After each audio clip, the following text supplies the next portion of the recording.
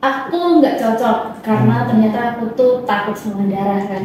Kita nggak bakal tahu pengeluaran dadaan kita tuh apa.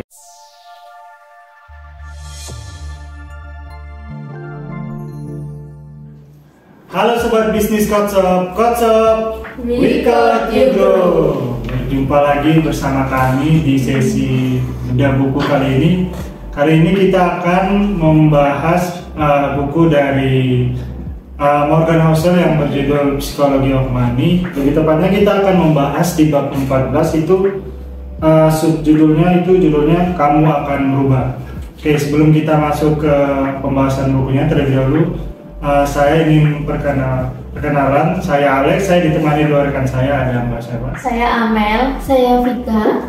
Oke, kali ini kita akan membahas buku Psychology of Money dari Morgan Housel, lebih tepatnya bab 14. Mungkin awalnya kita membahas contoh kasus dulu ya. Mungkin dari Mbak Vika ada contoh kasus di bab 14 yang bisa di-sharing mungkin. Oke, kalau ini di sini aku akan sharing buat setiap anak laki-laki berusia 5 tahun ingin mengendari traktor ketika mereka dewasa. Beberapa pekerjaan terlihat lebih baik di mata seorang anak laki-laki yang gagasan tentang pekerjaan yang baik dimulai dan diakhiri dengan from bip bip traktor besar ini aku datang. Kemudian banyak yang tumbuh dewasa dan menyadari bahwa mengemudikan traktor mungkin bukanlah karir terbaik. Mungkin mereka menginginkan sesuatu yang lebih bergengsi atau menguntungkan. Jadi saat remaja mereka bercita-cita menjadi pengacara. Sekarang mereka berpikir mereka tahu rencana mereka telah ditetapkan sekolah hukum dan biaya ini dia datang. Kemudian kalau kita jadi pengacara juga mereka harus menghadapi jam kerja yang panjang, terus jarang ketemu keluarga juga. Terus jadi mereka juga mengambil pekerjaan yang bergaji lebih rendah. Kalau gaji lebih rendah kan kita juga harus kerja. Terus kalau kita punya anak, kita nggak mau ngasuh kan kita harus membayar pengasuh. Dari cerita ini dari berumur 5 tahun ini tuh dari aku sendiri juga relate banget gitu. Nah, dulu setiap sekolah tuh pasti teman-teman juga sering banget nggak sih ditanyain sama gurunya, besok kalau udah besar cita-citanya mau jadi apa? Nah, dulu tuh pertanyaan itu tuh aku udah dapat pertanyaan dari SD kelas 4. Setiap ditanya itu, Mbak Vika, besok kalau udah besar mau jadi apa? Jadi pengen jadi dokter, karena kan melihat kakak-kakakku tuh semuanya tuh ngambilnya kuliahnya di kesehatan semua. Yang akhirnya setelah aku SMA terakhir itu dipertanyaan, kamu nanti kalau kuliah mau ambil jurusan apa? Dokter. Yang akhirnya udah pernah mencoba dan ternyata aku nggak cocok karena ternyata aku tuh takut sama darah kan. Nah itu aku nggak bisa, yang akhirnya mau nggak mau aku harus melepaskan keinginanku karena aku nggak bisa itu. Ya, dan sekarang aku lebih ke suka ngambil manajemen, padahal itu dari dulu tuh nggak masuk ke dalam otakku. Aku tuh akan kerja di kantoran, dari dulu tuh bayangku tuh akan kerjanya di rumah sakit, ketemu alat-alat peralatan rumah sakit. Tapi sekarang kerjaannya tiap hari di depan komputer, ketemu angka-angka dan laptop dan teman-teman yang berbau marketing gitu. Mungkin apa ya? Kita kan sering ditanya gitu, tapi guru tuh nggak nanya tuh loh, gimana cara kita buat ngeraihnya tuh loh. Misalnya, tadi kan kita bilang ditanya pengen jadi apa, jadi dokter, tapi gurunya tuh nggak nanya gimana sih caranya biar bisa jadi dokter tuh loh, nggak dijelasin gimana sih caranya. Oke, mungkin kalau dari Mbak Amel sendiri ada contoh kasusnya? Kalau dari aku ada contoh dari Caroline, dia tuh memberikan 2 contoh mas dari kehidupan dua remaja. Yang pertama dia tuh yang remaja yang pertama dia tuh sederhana dan pendapatannya tuh tidak terlalu banyak gitu loh mas. Dan yang contoh kedua dia tuh berpenghasilan banyak, pengeluaran dia juga banyak. Nah dari situ kan bisa diambil 2 contoh bahwa kalau misalkan kita berpendapatan besar, itu usahakan untuk pengeluaran juga tidak terlalu besar. Jadi kan kalau pendapatan besar, pengeluaran harus tetap segitu. Gitu sih mas.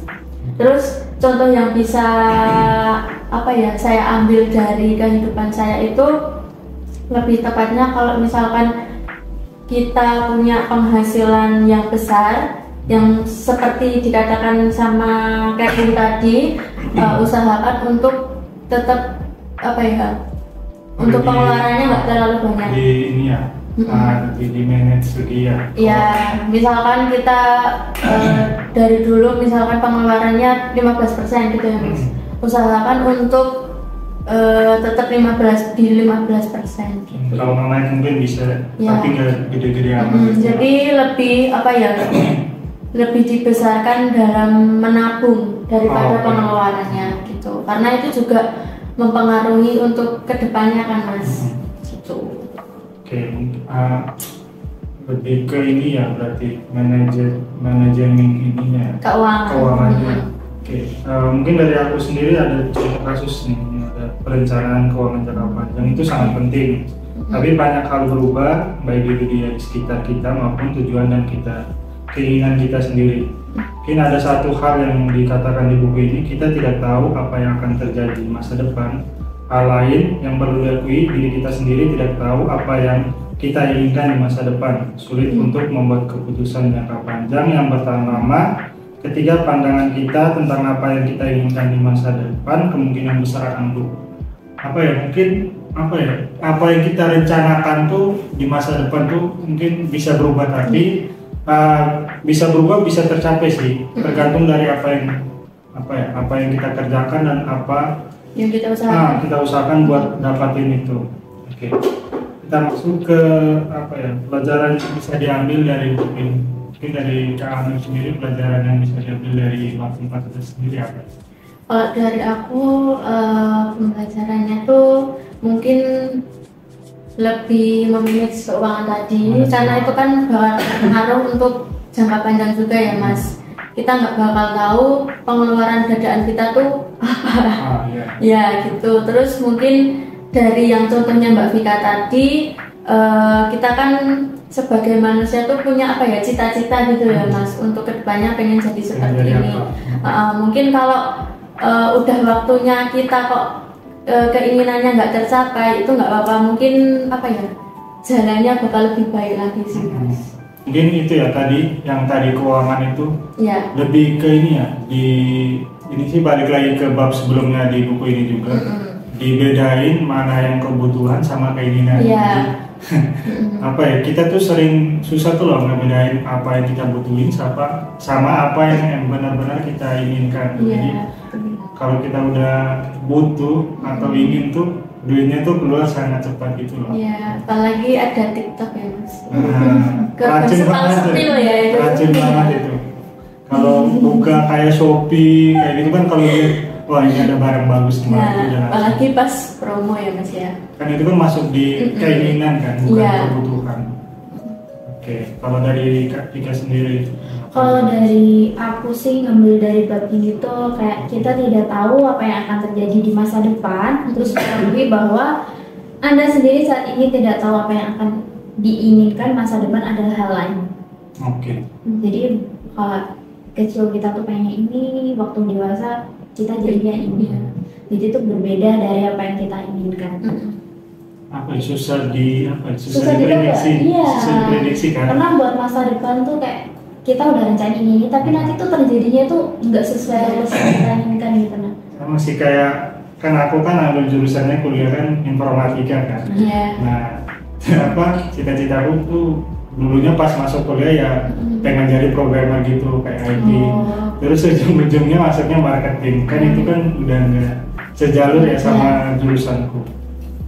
Tapi diambil positifnya Mas, kan kita jadi punya pengalaman. Iya, ambil positifnya aja sih kalau dari balik lagi kalau sesuatu yang kita inginkan nggak tercapai ya diambil positifnya aja. Mungkin nambah pengalaman tadi seperti kata Mbak Amel. Kalau dari aku sih ya hampir sama sih kayak Mbak Amel sama Mbak Vika. Ya mulai mempertimbangkan sama memperhitungkan sih hambatan atau tantangan yang bisa mengganggu cita-cita kita yang ingin kita capai, seperti itu sih.